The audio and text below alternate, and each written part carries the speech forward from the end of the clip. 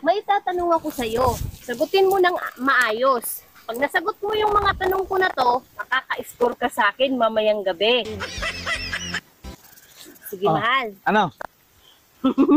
Excited ka na ba? Siyempre naman, i-score yata tayo. Sige nga, pagbigyan natin yung mahal natin sa buhay. Sige. Mahal, ito ang tanong ko sa'yo. Sa salitang manok, ang salitang manok ay may 5 letra.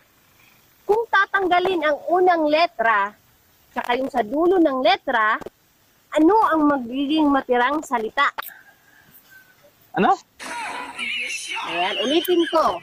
Sa salitang manok, tatanggalin yung letrang M na nasa unahan at K na nasa dulo. Anong salita ang matitira? Ano? Mukhang hindi ka yata makaka-score sa akin. Okay, ulitin ko ulit.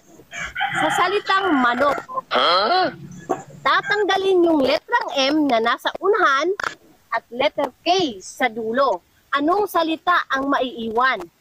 Ano? Ay, naku. Hindi ka pa nag-aaral nung kapanahunan mo? Napakasimple lang. M-A-N-O-K. Manok. Tatanggalin mo lang ang letrang M tsaka letter K sa dulo. Anong salita ang maiiwan?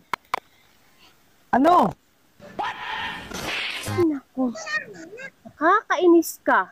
Parang binabaliktad mo lang yung mga tanong. Ano ka ng ano? Anong salita nga ang maiiwan?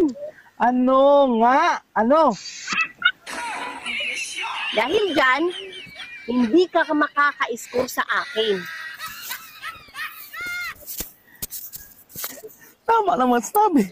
Tatanggalin yung M, tatanggalin yung K. Ay, naku. Sayang.